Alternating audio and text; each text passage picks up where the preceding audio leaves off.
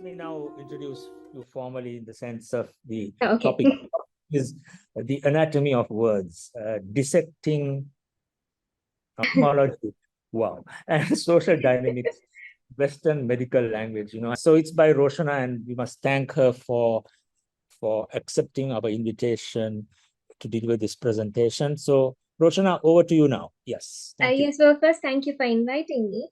And I've always enjoyed the presentations conducted by this network, and I'm part of the WhatsApp group as well. There's always such a lot of insightful discussion going on. So I'm delighted to be here and to conduct this presentation.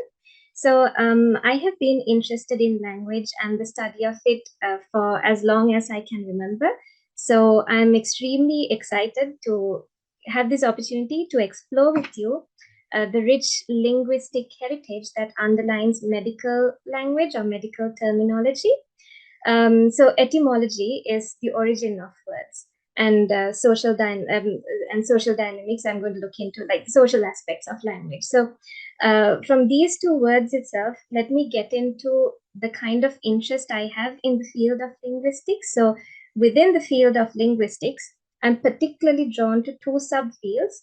One is historical and comparative linguistics, which is this is where you try to understand relationships between languages, their shared ancestry, and so on. And okay, let me explain my interest in historical and comparative linguistics first. So in the context of medical language, then, I think we all know that medical language is mostly dominated by Greek terminology because of the temple medicine practiced by Hippocrates himself. But then you also have occasional Latin interjections as well, and but then sometimes you also have these hybrid constructions. For example, the word cardiovascular. Cardio is Greek and vascular is Latin. And then you have hypertension. Hyper is Greek and tension is Latin. So if you look at the word tension logically or grammatically, it should be supertension if you go according to the Latin way, because tension itself is Latin. So it should be supertension. But then and that's not how language works. You can't just try to be strict about all these rules because people use these languages. And by nature, we love to, make sense of our world by mixing up languages. I mean, there are examples I can take from our own context as well. So because of that, and because the Greek was more prevalent than Latin, and the prefix hyper was more prevalent in medical terminology, it was just easier to say hypertension rather than supertension. And then there's a reason as to why Greek dominated the medical field as well. So I mean, yes, the Western medicine is based entirely, it has its foundations in the Greek civilization, but then you have the Roman Empire, and then you had a very famous physician, Galen, who created a lot of, revolutionary changes in the field of medicine. But then Galen himself was Greek. So when he started practicing, he translated a lot of existing, whatever new Latin words that had seeped into medical language, he translated them back into Greek because he was Greek. And then the other reason is that the two cultures were completely different. So the Greek and Roman cultures. So Romans simply did not practice that much medicine. They did not want to become doctors or teachers or barbers, for example. They preferred, if they ever practiced something like that, academic or administrative, they were more into law, which is why law now is more Latin than Greek. It's almost exclusively Latin, whereas medicine is more Greek than Latin. So that is a social aspect of why Greek is more prevalent in medical terminology than Latin. So that's my historical comparative linguistics aspect of my interest in linguistics. So the second subfield I'm interested in is sociolinguistics. So sociolinguistics is entirely about language and society. It so here we talk about how language reflects how people behave in society, and in a certain way can influence society as well. So words have stories to tell, and these stories in turn reflect what kind of social dynamics are prevalent. So, for example, if you remember during the COVID pandemic, uh, one of the main measures, public health measures, was social distancing. And when everyone was talking about social distancing, we had this new phrase in our vocabulary. But then it kind of turned detrimental to some people, because in some parts of the world, in South Asia, obviously, with casteism and everything, with all this um, these predetermined social hierarchies.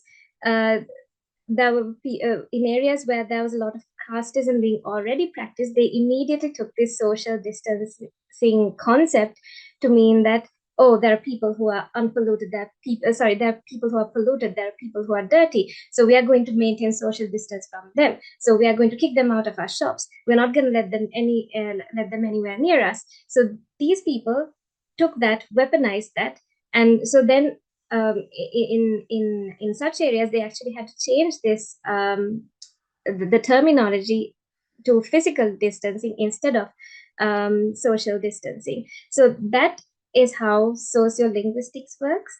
That is how, this it was obviously just a public health measure which had a vastly different meaning to some other groups of people. So let me share my presentation now. So bear with me, my laptop is not the fastest, so it can take a while. Okay, so I'm assuming you can see it in full screen. Can you see it in full screen? Yes. Yeah, okay. Okay, great. And one more confirmation, if you can see my second slide as well. Yes, we can. Okay. Yeah. Okay. So this, I'm not sure if you see the top bit of it, but this is the entry in the Oxford English Dictionary on beriberi.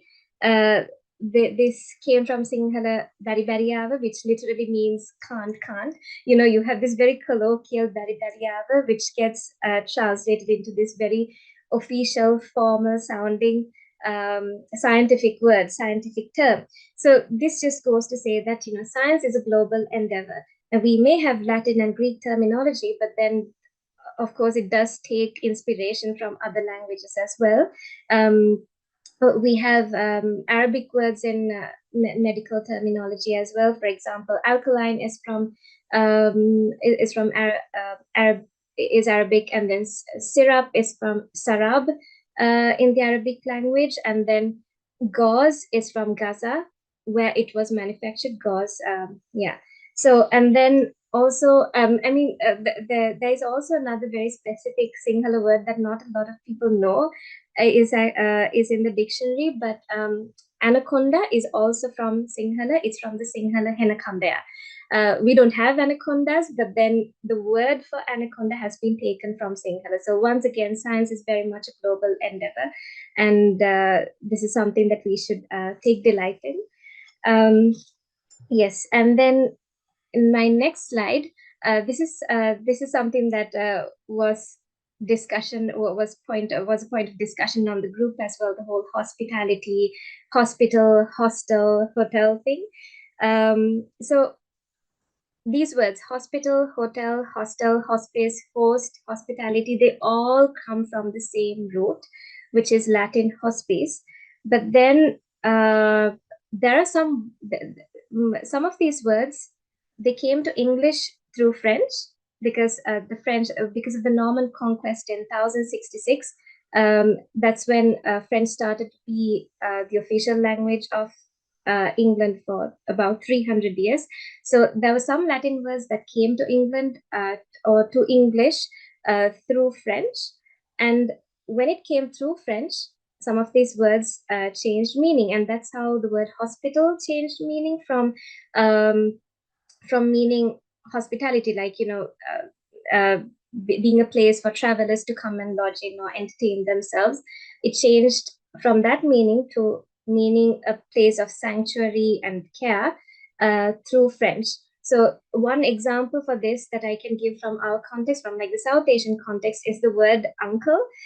So we got the word uncle from the English, but then in English it only means, you know, brother of your father or your mother, right? But then we have created a completely different meaning for uncle, and words like uncle and auntie now.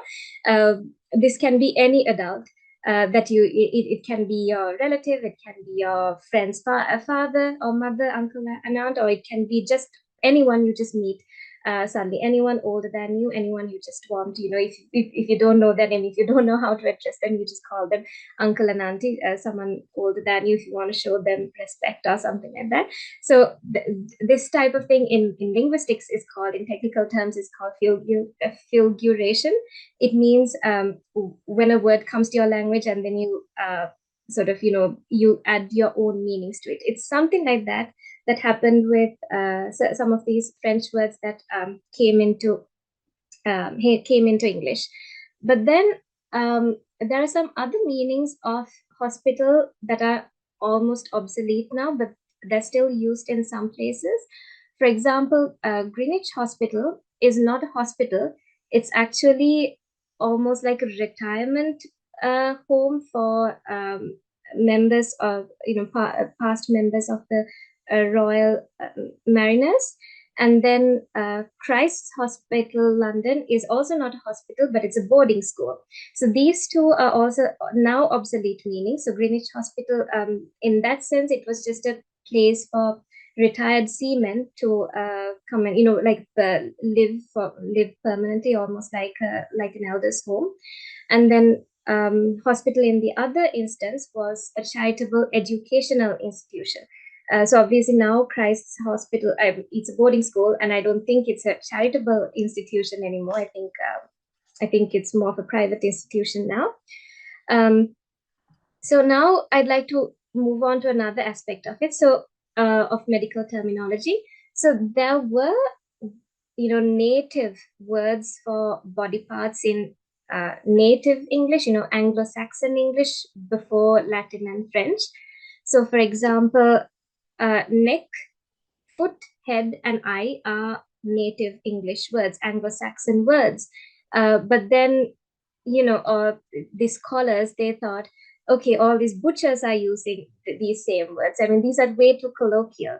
So we need to introduce more scientific words. And that's when words like cervix or column, and then pedis for foot and caput for head came along, and then oculus for eye.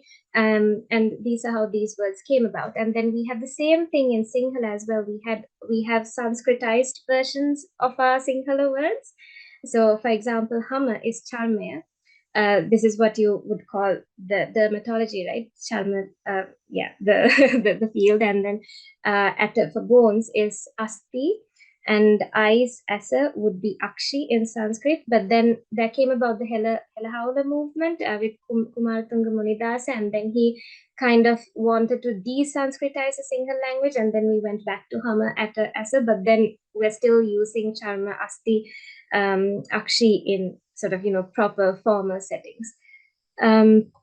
Yeah, so that this has been happening in all languages. It has happened to English as well, even though now English is like the global, you know, lingua franca, and is seen as the official formal language. There was a point in time when it was obviously seen as, you know, as vulgar and, you know, language of the common people, and therefore not good enough. Yeah. So let me go into some interesting etymologies of some medical of some body parts. So this speaks to how Greek and Roman scholars or surgeons at the time, anatomists at the time, thought. So they basically wanted to look at the appearance of it, and then maybe sometimes the functionality of it, and then make sure that it was easy for everyone around to understand. So for example, atlas is the first cervical vertebra of the spine in the neck, right? So then it's named after the Titan Atlas in Greek mythology, who is holding up the celestial spheres of the heaven of heaven and the sky on his shoulders. So it's again maybe visual, but again conceptually as well. So the neck is what is supposed to be holding up our head and therefore our mind. And this is what philosophers thought at the time that, people are what they think, basically. So it was very important for this person, or for a human being, to carry it properly. So just like Atlas is doing with the skies on his shoulders, the heavens and the skies on his shoulders. And then you have the bursa, right? These small fluid sacs in between bones and tendons. So these are named after persons. Bursa comes from the word purse. So because of the physical appearance of the purse, it's very couchy. It protects the things that are inside. It protects all the valuables. So that's why and appearance wise also, they probably thought this sack looked like a bursa or a purse, and that's why they named it. And this is where the word bursary also comes from, and bursa, the person as well. So it's all related. And then you have the fibula. So the fibula is also a Roman brooch. And again, they thought that it looked like a brooch, like a fibula, the brooch, and that's why they named it. And perhaps due to functionality as well. And then this is very interesting. I only learned this when I was doing research for this. But then, the molars, they're used for grinding, right? And then the Romans had an instrument called the molar. So what we also call the molkaha, as you know. So again, for grinding purposes. So they had this instrument called the molar, and then they decided to call these teeth they decided to call these the molars as well, because of the functionality, and again maybe due to the appearance as well. And then you have the mitral valve. So this is also very interesting. The mitral valve is also named after it's named after the bishop's hat, basically. It's called the mitre, the meter. It's an Episcopalian headdress. So they thought that it resembled this. So then they decided to go with a name that sounded what it looked like. So these are some of the Greek and Roman reasons behind the terminology. And then I'm going to show some other interesting ones as well. So you have the phalanges, and let me explain that. So metacarpal phalanx. So that's how metacarpophalangeal joints comes about. But then phalanx actually comes from a line or array of battle. So it's a battle formation in Greek history. And this is what it looks like, but this does not look very clear. So I'm taking a picture from Roman battle formation. So this is called the phalanx. And if you look at it, it does look very much like the phalanges over here. So this is what they named these joints after. And this is not the only battle formation they decided to name body parts after. So this is not exactly body part, but then in medicine and anywhere you have the word cohort, right? Birth cohort or anything cohort. So cohort is also a battle formation. So you have the first cohort, the second cohort, and it's a body of infantry in the Roman army, of which there were 10 in a legion, each consisting of from 300 to 600 men. So it's very interesting, just see how the metaphors and the names from various areas are taken into medicine. And this is not the only time in history where military metaphors have been taken into medicine. Even now, is quite militarized. We use all these terms: the body's defenses, combating diseases, we battle cancer, we combat fatigue. Doctors and other healthcare providers would combat fatigue. Cancer patients are cancer warriors. And then during COVID, we talked about frontline workers, doctors being frontline workers. Then you have date of confinement. Then you have targeted therapy, the word target itself. And then striking at the heart of the infection, and antimicrobial warfare. So whatever, whenever new virus comes across, it's always a warfare against the microbes. And then we wipe out smallpox. This is all very, very military sort of language that we're using in terms of medicine, which is quite ironic. And then we also have terms like, the house officer, right? So all these terms, officer, people who are in healthcare, in the healthcare industry. So these are all very normalized for us. But then maybe in a certain point of view, people could say that, this is again sort of dehumanizing medicine, because we are using war analogies, war metaphors, military language to talk about a discipline that is supposed to be about compassion and healing and all of that. So when you get the image of, a doctor sort of single-handedly fighting a disease, then there is no room sort of for the patient, for the patient's healing sort of. And then even when it comes to language like fighting cancer, battling against cancer, and then when you fail, what happens? If you don't get cured, if you don't heal from what you have, then it's as if you didn't really fight enough. That it's almost your fault for not being able to fight enough. So sometimes some of this language can also be harmful. But then here's the thing: this language also works because, it works because it is useful sometimes. It is useful to help us understand sometimes. So problems arise not because these are not valid ways of talking about medicine, but these metaphors are useful. But the problem is that this sort of language is extremely pervasive, that it excludes room for any other way to think about medicine to come up. Like, for example, there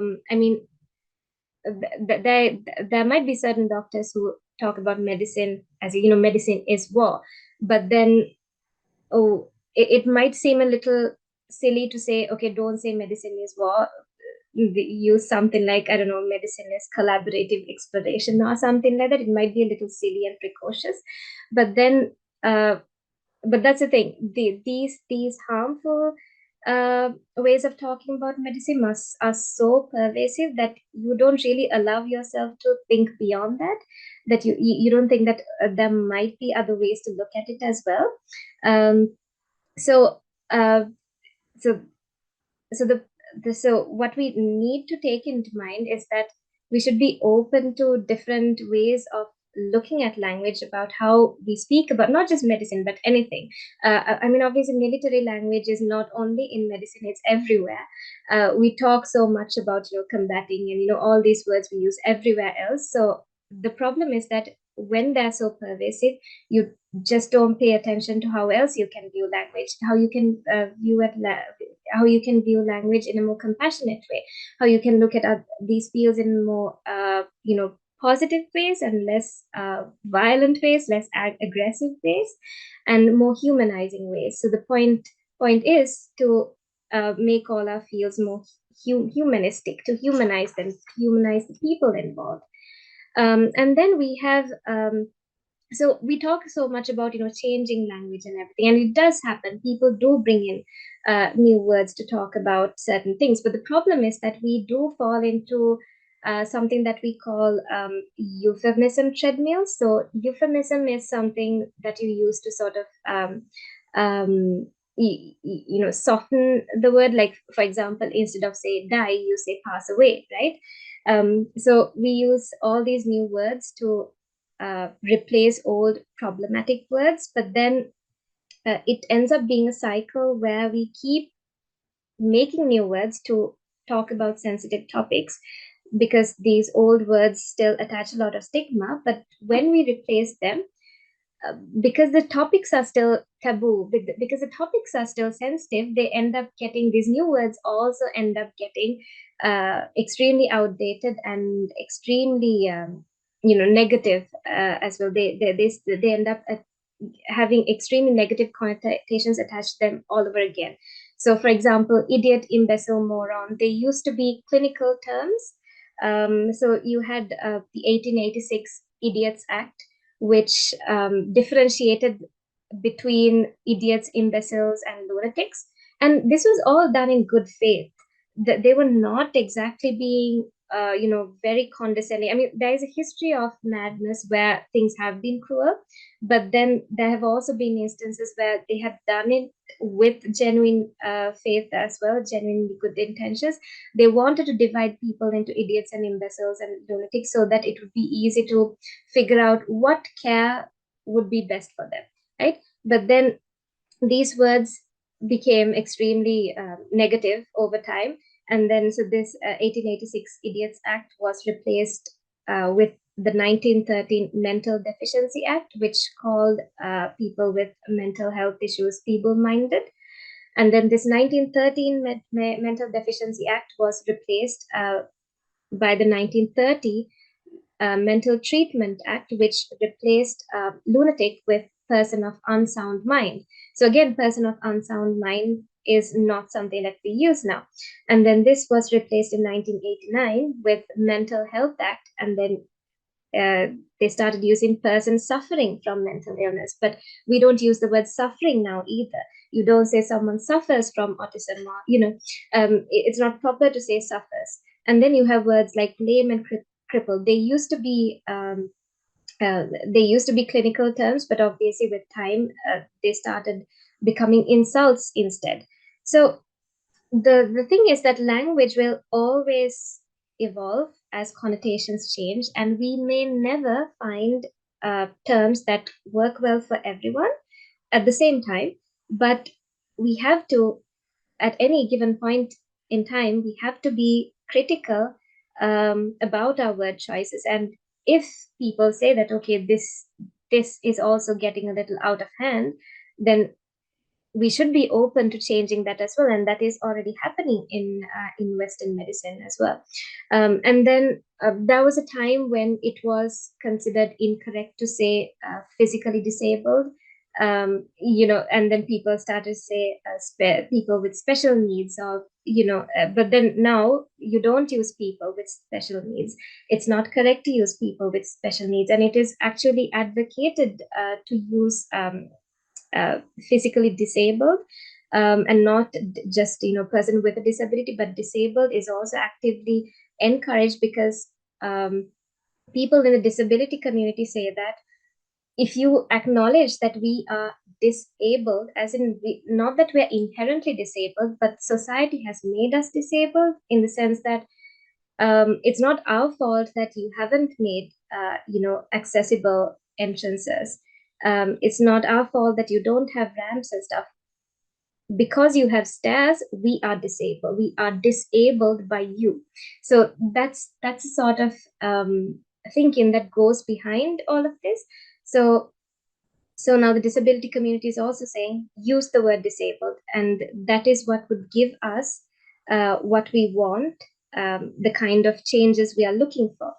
So with all this, I'd like to also bring in some other conditions that are not really used by the former names. So for example, leprosy is still used, but then in current scholarship, people say that maybe not use leprosy, because now leprosy has accrued such a lot of stigma that you can't just use it without having people cringe away or something like that. So either you have to give that new meaning, or you have to use something else instead, because now the word leprosy is just too far gone out. So use Hansen's disease instead. And then you have these three people: Wegener, Reiter, Asperger's. So um, uh, so these three conditions, the arthritis, granulomatosis, and Asperger's syndrome, uh, they're named after three people who were incidentally part of the Nazi Party, and they were very active in the in this Nazified medicine as well. They were actively conducting experiments in concentration camps and sending people to die. So I mean, in Nazified medicine, it was based on eugenics, right? Eugenics was weaponized and distorted to justify horrific policies and practices. They targeted Jews, Romanis, and other undesirable people, like sick people, people who were not whole, and then sent them to die, or just conducted experiments on them.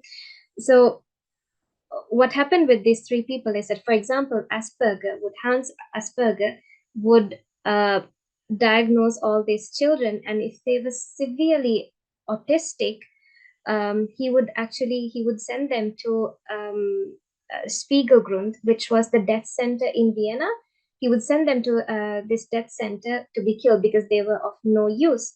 And then, so depending on the severity of autism, and then same with Reiter, same with the other Nazi experimenters as well, and doctors. They would use eugenics to get rid of all these imperfect, or who they thought as imperfect people, and then just send them to die. So this is what happened in concentration camps. So what new scholarship is saying is that we have to acknowledge that these people are bad, and that we should not be celebrating them, and we should get rid of all these these conditions that are named after these people, and just name them with some descriptive thing instead. So granulomatosis with polyangiitis. And then instead of Reiter's arthritis, you have reactive arthritis, and then autism spectrum disorder. So then with that, I'm going to end my presentation in a little bit, but I'm going to take you to my favorite slide. This is what makes it really funny. So this is the female reproductive system. But if you take a look at all the people around it, you have the pouch of Douglas, named after James Douglas, fallopian tubes named after Gabriel Fallopio. Then you have the Grafenberg spot, the G spot, named after Ernest Grafenberg. Then you have Bartholin's gland, named after Caspar Bartholin the Younger. Skeen's glands, after Alexander Skeen. Kegel muscles, Arnold Kegel. Graafian follicle, after Renier de Graaf. So all these, so this is the female reproductive system. But at this point in history, the history of anatomy and physiology were largely by and about men. Women at this point, they were supporting these men to, have education in medical institutions, go around, travel, teach, conduct dissections, and all of that. And then even then, you have all these, you have this male names in the female reproductive system as well. And and then you have Brandon Hicks contractions as well. So people are crediting this person with finding out about these contractions, but then it wasn't really him who found it out, right? I mean, women were pregnant much before, so they knew that they were having these contractions. So this again brings to a very new sort of phenomenon in medicine, given the large extent of medicine, where you name certain body parts after people. So obviously it's not only the female reproductive system, obviously it's about it's everywhere, it's in the entire body. So instead of naming these after people, which some people might argue is not very useful, because I mean, at least with the previous Roman and Greek ones, at that time at least, people who knew the language, they would think, oh, so the bursa is like a purse, it's supposed to be, this protective thing. It has sign of you I forgot the word. Synovial fluid, yes. So it has this cushiony sort of material. So this is what it is. It looks like this. It has this functionality, and this is what it's supposed to be. So this speaks to a new sort of discourse in medicine about naming all these body organs, body parts after the functionality or appearance, at least, especially functionality, so that it's easier to remember and to know what the functions of these organs are, of these parts are. So with that, there's a lot that is also in my mind, but for this presentation, I thought this would be enough.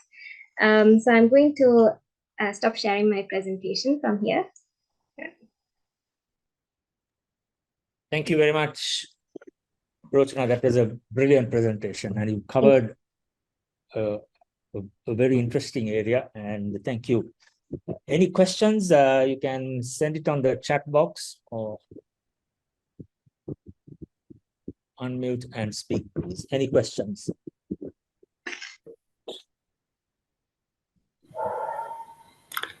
This was a very nice presentation. Congratulations. Yeah. Thank you. Thank you very much. Thank you, Madhusudan. He's from Nepal. Oh, okay. So, international audience, yeah. Any questions? Oh, there's Kasim is, yeah. Can I ask something, Mahendra? Yes, sure. Kasim is, yeah, Kasim. Please. I was interested in the Oh, battles and illness, and even in Sinhalese we use leda parada karano. yeah, exactly. Yes. Reda Parajay Karna, yes. Yeah. Other thing about naming, isn't naming a concept which is used not only in medicine, in so many areas where Yeah, it's in you science. remember people, you name every road in Sri Lanka is now been named after somebody. Yeah. And also, anyway, flowers and all of these other things as well. Yeah. Yeah, but there's an interesting aspect to this naming.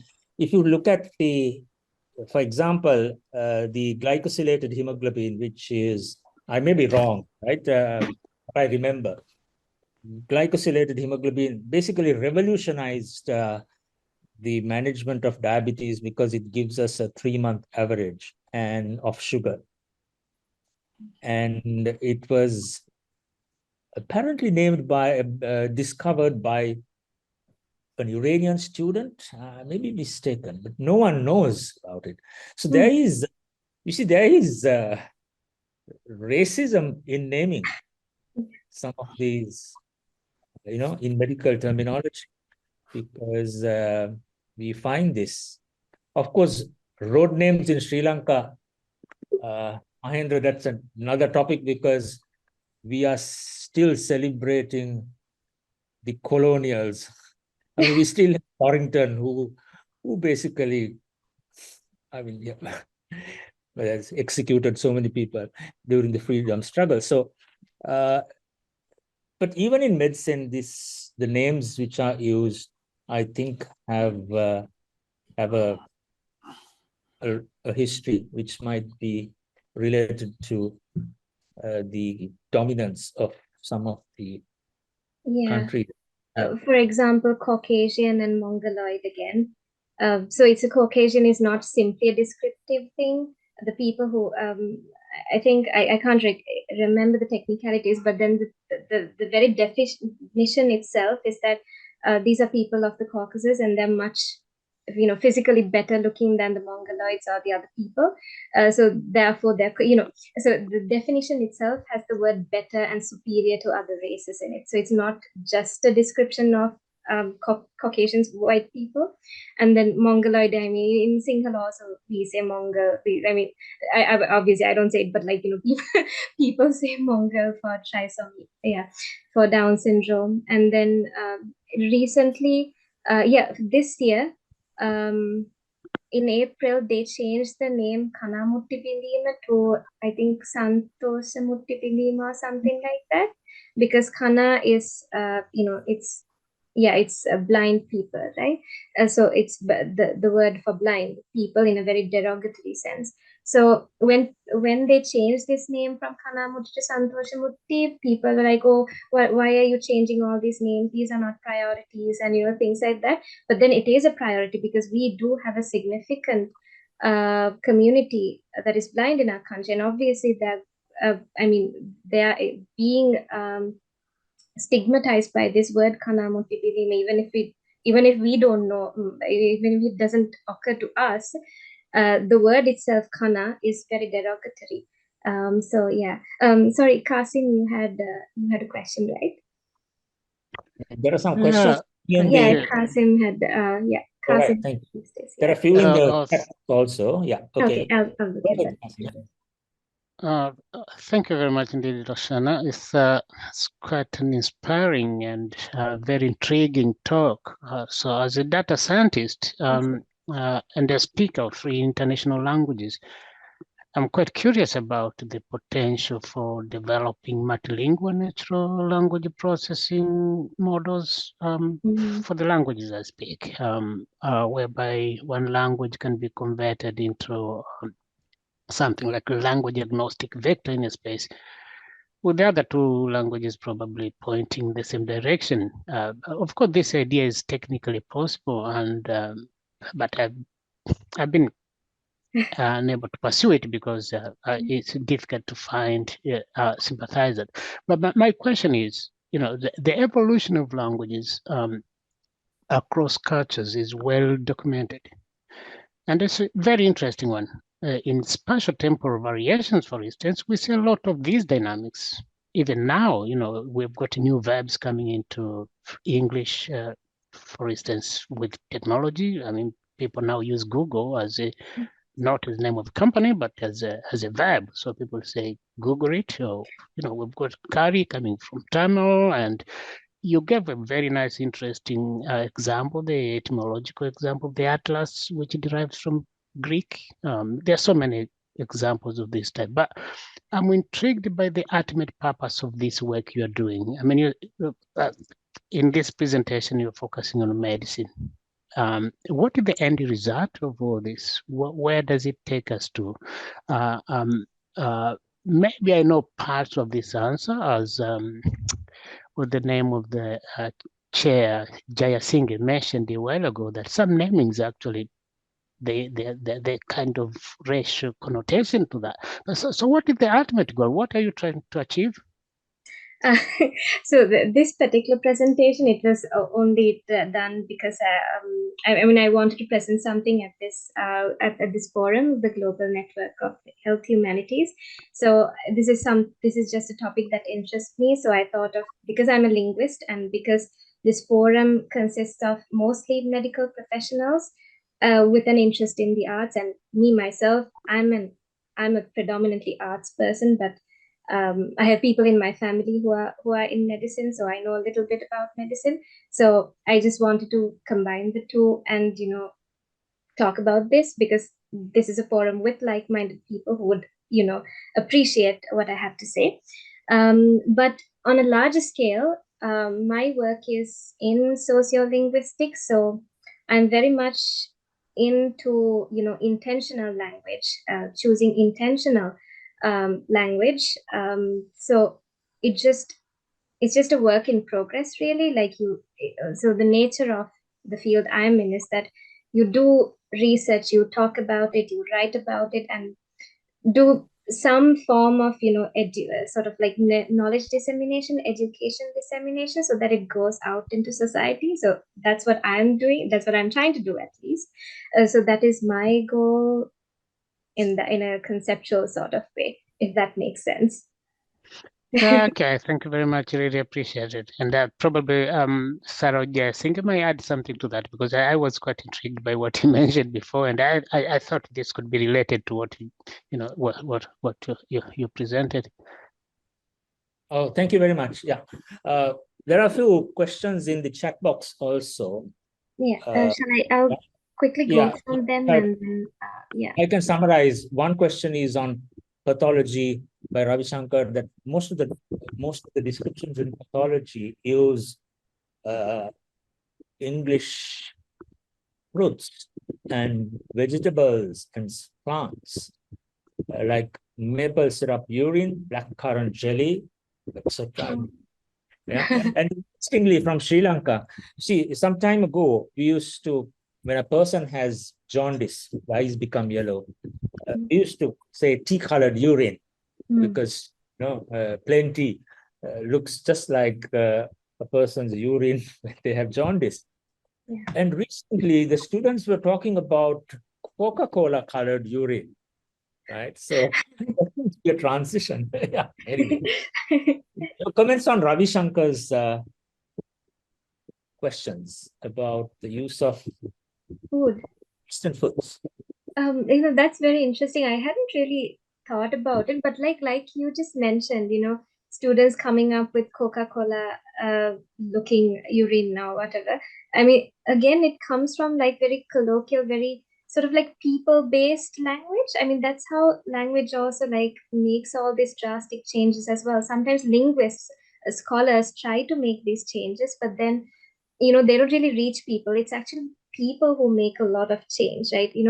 Like I said, the words uncle and auntie, maybe a linguist, like if a linguist had said, okay, we are going to use uncle and auntie in this way, no one is going to listen. This just emerges naturally from the people. So again, maybe this naming of conditions after food, I think it's just a natural thing coming out of people that gets popularized, and then people decide to sort of formalize them, because it's just easier. We see something that is Coca-Cola colored, and then we say it's Coca-Cola colored, and then it gets popularized, and then people decide to standardize it. Maybe that's what happens.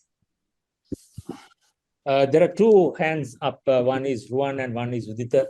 Sure. Go ahead, or Udita, whoever is there, please. Hi, Rochana, thank you very much. You have made me interested in this topic, which of course I didn't have a clue about. But so the female reproductive system has been, all parts seems to have been named by males. What about male reproductive system? The females have not been interested in? So there is not, as far as I know, there is not a single body part which is, or organ or whatever, named after a woman, because women have not been involved in that during the stage where it was important, where people were getting famous for finding out all of this stuff. Women were not involved because women were not allowed into medicine. So because of that, as far as I know, there is not a single body part or anything or named after a woman. There must be diseases, isn't it, named after women? Named after women. I mean, no, I think not. Right, all right. Oh, that's interesting. Okay, Yeah, I thank think you. not. I mean, there's hysteria. People, like hysteria. Greeks used to call whatever that was aiding the womb hysteria, and then when women had mood swings, they would say women were hysterical, and then that was later on. Even now, it's used as a way to, when women are emotional, it's used as a way to sort of suppress them. So yeah, hysteria has acquired that sort of connotation. But other than that, as far as I know, there are no diseases or body parts named after women. Ruan, thank Ruan, yeah. Hi, Go ahead. yes, I'm here. Thank you very much. I really enjoyed that, Rochana. I don't have a question, but I have some fill in the blanks, which I jotted down during your lecture. So the first thing I can remember is that Sri Lankan people are very good at inventing names for anatomical body parts. So this takes to my childhood. We had a butcher's shop. Those days, the butcher's shop, they hang the meat. And then when we go and ask for a pound of beef, they just cut it and put it into a havrala leaf and just give it. So I was there to buy some meat, as was ordered by my parents. And then one fellow before me ordered ambagedi and polgedi. So I was just very intrigued by this, why they asking Ambagadia and Polgadia from the Buddha. And then I was just looking at it. So the Ambagadia happens to be the heart of the cow, and the Polgadia, the heart, and Ambagadia, because the kidney shaped like the mango, they used to call the kidneys Ambagadia. So that's one of the incidents I can remember from my childhood. So the other things I want to add to your lovely lecture was you mentioned about idiots, imbeciles, morons, and actually that's coming from Binet's classification of intelligent quotient. So Binet is a French psychiatrist in late 1800s. He devised a system to classify IQ. So anybody's IQ less than 25 was called idiot, and 25 to 50 imbecile, and 50 to 75 was called moron. Now, later on, we decided not to use those terms because they became derogatory, but that was the origin of the first IQ classification. The next addition is you use the term lunatic. I think you didn't tell us how it came about. You see, Luna is obviously the term for the moon. Now, those days there was this thinking about during the full moon, the madness becomes very high. And then they called all these people lunatics because their madness is getting worse during the full moon days.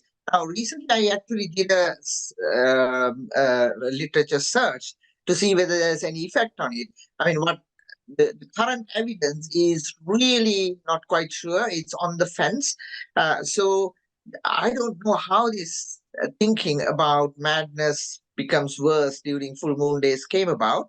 But the scientific evidence at the moment, if you just happen to Google, you'll find that there is for and against that. The next item I need to add something is about, you mentioned the term autism.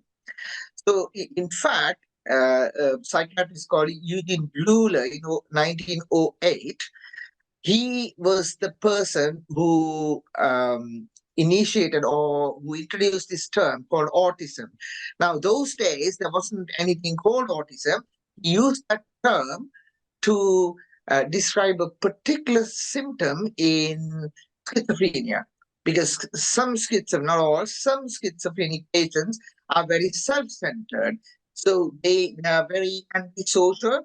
They only think about their own world. So he used that term to describe that quality of autism. Now, later on in 1940s, when when a pediatrician realized that there's this group of children which he thought, he named autism later on. He actually borrowed that term from Eugene Bleuler's description and called them autism, or autistic children, which came from autism as described in schizophrenia. Another addition is, I think it was Saroj who talked about this.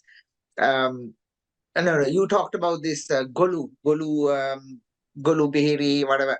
So there's this, I'm from Moratua, and there is this famous Golu Madamahandia. So Golu Madamahandia is a bus station, and all the three-wheel drivers, bus drivers, everybody says Golu Madamahandia Bahinwada. So that is because there was a deaf-blind school there, and which is still obviously there. Now, few years ago, I can remember they said, "Oh, this is very derogatory, and you should." I think somebody suggested that they should use Shravana Badita Handya, and I don't think anybody wanted to use that term. Imagine the conductor saying Shravana Badita Handya. I don't think it became very popular. The last thing I have to mention is about what Saroj mentioned, or somebody else mentioned about the descriptive terms we use for stools. I mean, funnily, I agree that all the stools are described from a fruit or something edible. I don't know why. Now, in Sri Lanka, we did not have red currant jelly. So in our surgery lectures, we were always told red currant jelly stools is what you get in interception. Now, when I came to UK, I found this red currant jelly and I never wanted to even try that because I was primed that red currant is equal to the stools. So still I don't like red currant because of that connection. I can remember Professor Piani Soisa decided to use more local terms. And for the cholera stools, she proposed the term rice water stools. I can't remember what was the equivalent. I don't think there was anything equivalent in English. But she said, no, let's call it rice water stools because it's like kanji. So that's all I have to add to your lovely lecture. Thank you. Thank you so much. Those were really interesting. I think I really need to now look into food related metaphors. So all these, that's a very interesting phenomenon. And also there is now a different name for the Handia. I can't remember what they call it, but they've put a new name to that road or something. So people are now at least trying to use that new name, which is more, which is softer on the mouth than Shavana Padita, that thing. Yeah. So yeah. Thank you. There was Thank you another, for the. sorry, there was another question by Prof. Nandini about the origin of the term patient. Yes, I wanted to. I saw that. So actually, patient, it comes from the root PATI, party, which means suffering. So someone who, and then that later on, it changed over the years, and then it became the one who suffers. And doctor comes from the Latin root docere, DOCERE, which means to teach, and then that slowly changed to become learned person, which is why we use doctor of philosophy as well. And then that again later on changed into someone who who is a doctor who treats people. So but the origin lies in to teach and to suffer, basically. So that's those are the origins of doctor and patient. There was another one, about disabled moving on to differently abled. It is actually not. I mean, it did move into differently abled at one point, but then the disability community said, no, this is condescending. This is exactly like saying, oh, we are people with special needs, or we are not disabled. We are, you're being condescending towards us by saying that we are just differently able. Like, it's not a compliment. We know that there are problems that we face. So don't make it more condescending and patronizing by calling us differently abled without acknowledging the problems we have. So it did move on to differently abled at one point. Then it came back to disabled being a better one. And then someone else had mentioned person with a disability is better. And yes, there is a school of thought, linguistic thought, that says you shouldn't say like blind person or schizophrenic person. Always say person with schizophrenia, so that you humanize the person and not make everything about the disease. But then again, especially when it comes to disability, there is a certain sector in the disability community itself who says, like, it doesn't really matter, even disabled person is okay. But I mean, these sort of things, it's again up to like individual usages as well, in individual perceptions. But yeah, differently abled is now considered outdated, and same as special needs. Thank you. Now I'm going to ask a bit of an unusual question. See, in Sri Lanka and certainly in this part of the world, due to colonization, we are using descriptions of illnesses, diseases based on the Western model, and we don't have direct much attention to explanations of disorders in our own native language. So, for example, explaining heart failure, there is no consistent way of how medical people would explain heart failure. Some would say edema, some would say that is just there's a swelling of the heart, some would say it's not functioning, pumping properly, and so on. And these, these have implications, or that model which we explain, a simplified model, can have a serious impact on perceptions of patients, because their perception is different. So when you say heart, the pump is failing in Sinhala, that is a serious thing for them, because they feel that the heart is now not functioning, and so on. So similarly with kidney failure. So now, is there any work on that?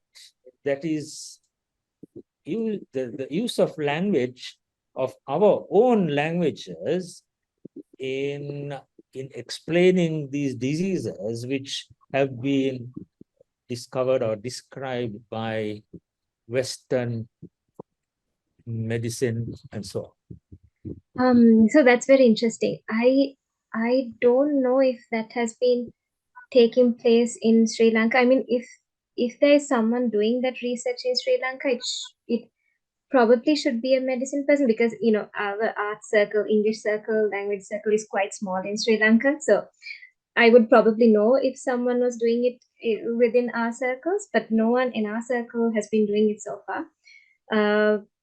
So I mean, that's quite interesting. Maybe you might have just given me my future PhD topic. Good. Let's work on it, because it's very important. All the We don't food. have a real glossary as such of simplified explanations. We started doing some work, but it didn't really take off. I mean, we've done it for a few conditions, but you brought in a very interesting angle to it, because we must look at the impact that would have on not only understanding of what it is, but prognostication, which the patient might The whole think of. psychological aspect. How do we make it neutral to some Yeah. extent? See, that's an interesting area. Any other questions? Sorry, carry on. Yes, Yeah, so, and sure. So, do you think Ayurveda medicine in Sri Lanka has moved away from these sort of English terms and used traditional Sri Lankan terms to describe various things? Yeah, I think so I don't know much about Ayurveda, but from the very little that I have read, I mean, it's okay. So when it comes to talking about diseases, and how, like, for example, something like heart pampaka failure or something like that, I don't know how it's described in Ayurveda, but when it comes to describing certain conditions, it's always very easy to understand what exactly that condition might be, because they always use like very physical terms. That you would actually understand what's going on in your body. I think at least that's the sort of impression I got when I read of Ayurveda, the very little that I have read of Ayurveda. So, but that's not something I'm educated on enough to comment on. Anyone else who wants to respond to Udita's question? Because I have something very interesting about that. You see, Udita, the problem is Rochana and everybody else. The issue is the Ayurvedic physicians, if you really look at it, their description of diseases should be based on the pathogenesis that they have identified. So they ideally should be describing these in terms of Vata, Sem, Pitta, and so on. And some of these are easy for people to understand. So when you have, for example, if you say a radiating pain due to a nerve getting compressed at the neck, and now a person has to understand that there's a nerve, and the nerve is the one which gets these signals, and you press the nerve, and you get the pain. But Ayurveda, they would describe it as a vata which goes. I'm not saying that they do it that way, but for example, they might explain it as a vate, and for a person, that's easy to understand because you happen to know your metaphor is of air or a gas moving along the arm. So that's something very interesting. Yeah. There's one more question coming up. I think Mahendra. Just out of interest, because I mean, language is obviously a form of communication, and if I speak something to you, I'm interested in what impression you get that I'm trying to convey to you. So, just out of interest, when we were small, we always told we were given something, say thank you. Now, I never associated thank you with thank you. It was just a tan and a kuyan yuan. It is something you say, right? Something you say when a given. Now, if you come to name your diseases, I thought the value of naming a disease, I'm of course against sexism. I don't say only males should give names to it. Is that it will prompt you to ask the question, who is this chap? Who was Linnek? Who was Kolkotov? And go into a bit of history of medicine. So that has value in it. But the name itself, I think it will be very difficult to avoid misinterpretations and misuse of words. I think that will go on forever. I mean, again, anecdote, in our royal batch, there's a chap who was called Gandhya. Now, Gandhya means smelly. Now, he had never heard of deodorant, saying he smelled. But he himself introduced himself, hello, Machan, Gandhya here. Because it was, for him, Gandhya meant him. There was no interpretation of what it meant. That it meant Gandhya means me. So I don't know how. Personally, I think that we have become overconscious about terminology and being correct, if you like. You can't even discuss yourself as a male or female. They ask you what you are and what you like to call yourself, and I don't know, things are going further. But I like the concept of naming diseases with famous names because it gives you some idea of medical history. Just like naming names in Sri Lanka, it gives you an idea who this great person was. And I don't think Saroji is just colonial, because even the Sri Lankan names have been changed to other names too, which is more prominent now. So I don't. The whole question of etymologies is fascinating. Thank you very much for stimulating my interest again. There's a question on impact to current AI technologies have on language. Can I wait? What impact do current AI technologies have on language?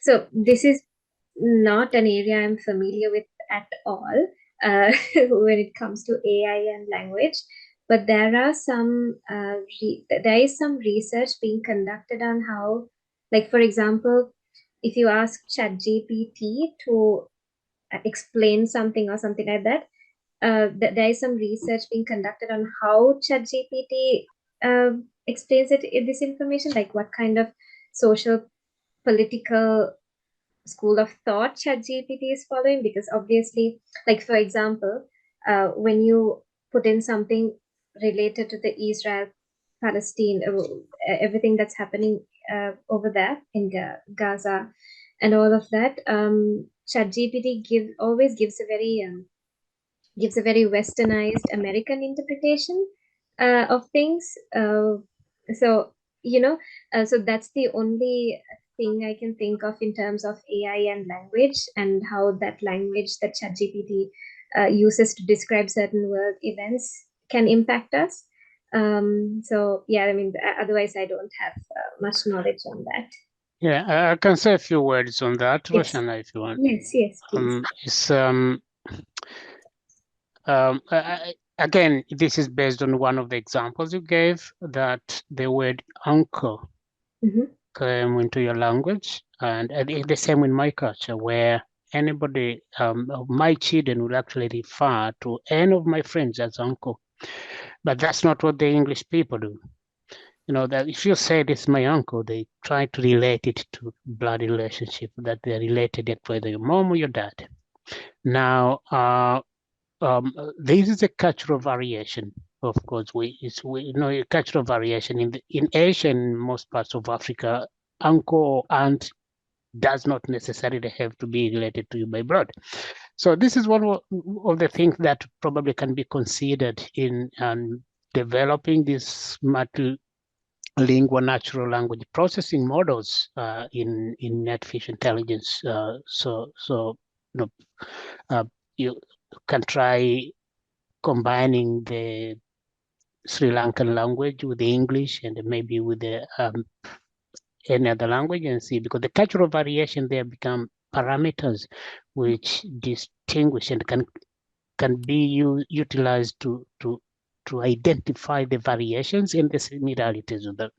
So it's, as I said, this is a very interesting area of research, and personally been very much interested in it, and it's technically possible and it can actually be pursued. So whether it is in field of medicine or in another field, developing language agnostic vectors in a space with multiple other pointing in the same direction is something that probably researchers should be interested in. I'm interested in that. Well, thank you. Thank you so much. Thank you. In India, they're using, they're trying to translate 17 regional languages from English to those regional languages. And they're developing programs which will do it simultaneously, in the sense, the moment you hear it in English, you will hear the translation automatically, like a translator, in that native language. And some of the medical schools are going back to their native languages being used in the medical curriculum. And that's on the basis that concept formation is best through native language, using of native language. I think you got to look at the Indian experience. I've seen this, that they are really going into this translation mode using AI. Yeah. Thank you. Any other questions? There's been a fascinating lecture and discussion. Anyone else? Yes, sir. Yes, sorry. It's knowledge, right? Can I say? Yes, sure. Please go ahead. It's not exactly related to the AI, but related to the computers. You may be aware that, there is already an issue. So, for example, in England, there is an issue which is being brought to the forefront because of in Yorkshire region. They have started removing the apostrophes from road names. For example, they no longer write the St. Mary's Road with the apostrophe S, just the St. Mary's without apostrophe. And there were so many other examples of like that in naming the roads. The council's defense of that situation is because it is when you use the computers and when you use the Google search facilities so to computerize the words, apostrophe becomes an issue. So because of that, they are going away with apostrophes on naming roads and roads. And if you go into about when you're applying, you can see that when in your boarding card or when you book your flights, you are no longer allowed to use some of these hyphenated letters in other languages. For example, in Polish, has Polish and other languages, but you are advised to use only the English letter and not the hyphenated part. So there is an issue that actually they are losing their identity because their names are actually written and pronounced differently. So the AI, or it is not just the AI, but actually the use of computers, that language model is actually doing away with some of the other. Some people will say that unnecessary. Some linguists say that unnecessary parts of the language. And so that's a very interesting one. Rochana can actually read about this from what happens at in Yorkshire in Yorkshire region about the naming of the naming. Just one other comment about the use of this war we call the terminology in diseases.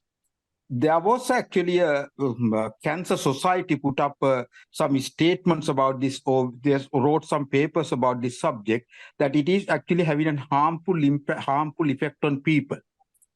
And I have actually seen and I have actually read somewhere that the Buddhist way of actually describing the diseases is actually would have been much more useful to people, because it is a part of the illness is part of you.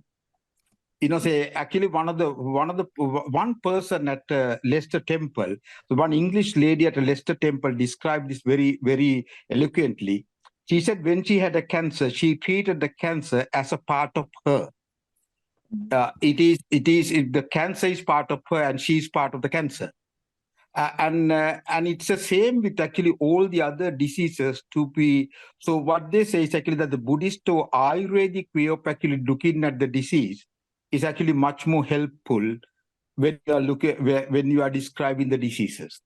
That's a very important one.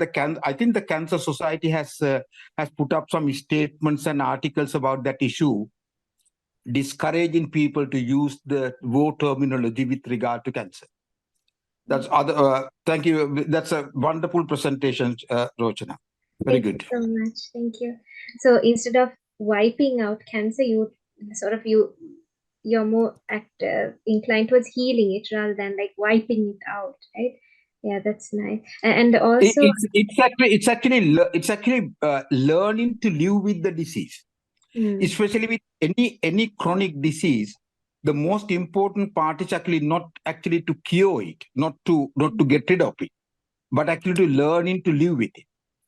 So, but treating it as in war terminology, you are almost forced to get rid of it. Yeah. And that's the point. Yeah. Okay. Yeah. Thank you. And with regard to the punctuation marks also, I've seen punctuation marks that were used during like the medieval periods. They were so expressive. There were so many punctuation marks to express doubt, like instead of just the question mark, but some other punctuation marks. So we lost a lot of that because of like typesetting and things like that. And even when it comes to our own language, even Sinhala people say that it will probably get extinct, because when it comes to like texting and stuff, it's easier for us to text in English using English letters to speak Sinhala. So you just type ADA instead of the Sinhala letters. So people say that with this new computational methods, we're just going to we might eventually lose the Sinhala alphabet as well. Yeah. Yeah, but that's interesting because I mean the Chinese, it's totally different, but they text in Chinese. See, the alphabet they are probably one of the most complicated.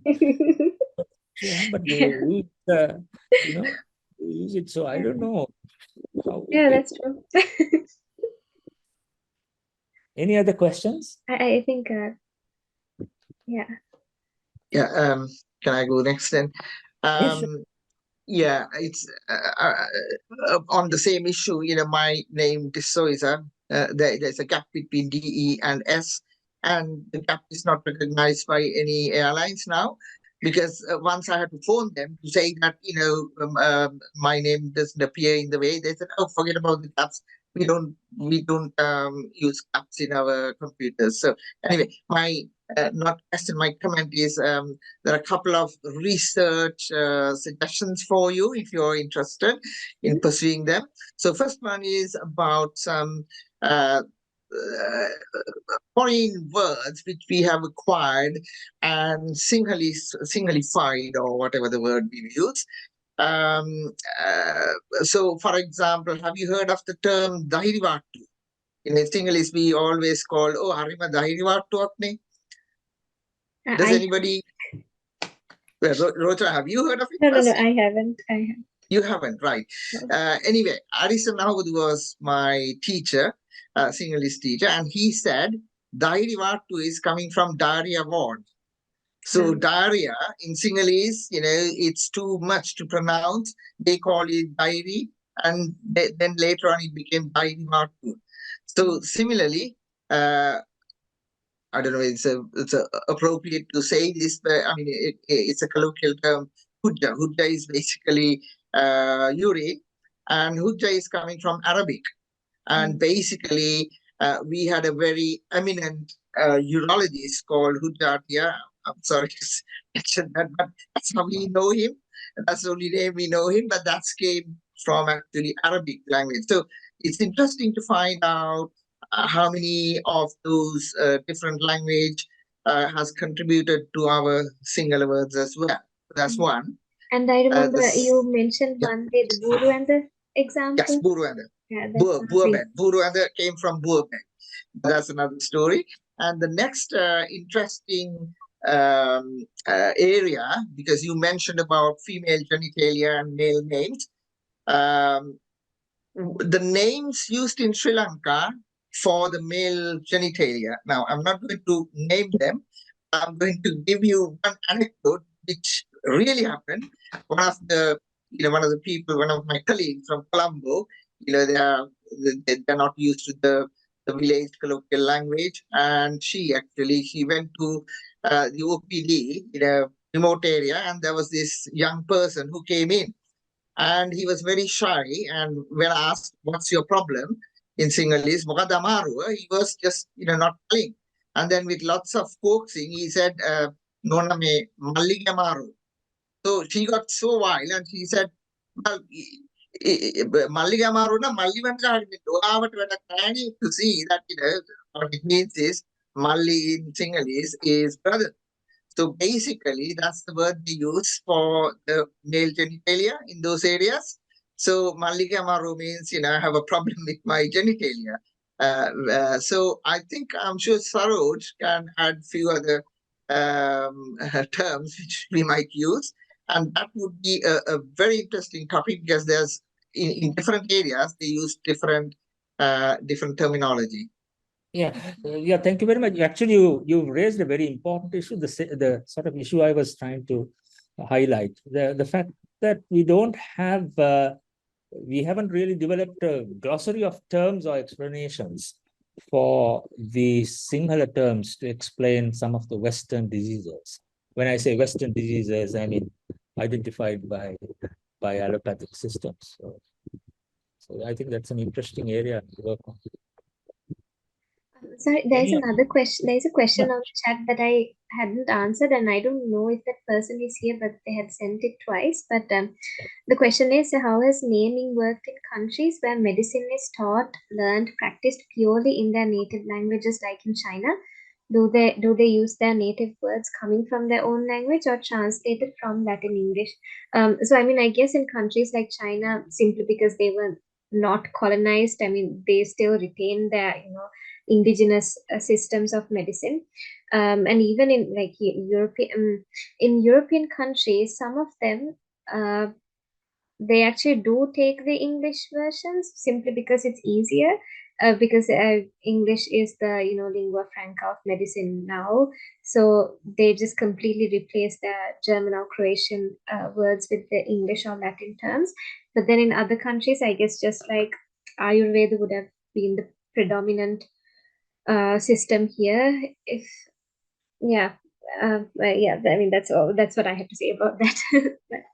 Thank you very much. So I think we are almost on time now, because we have to finish by 30. So let me once again thank Rochana for a brilliant presentation and exploring an area which has captured the interest of so many people.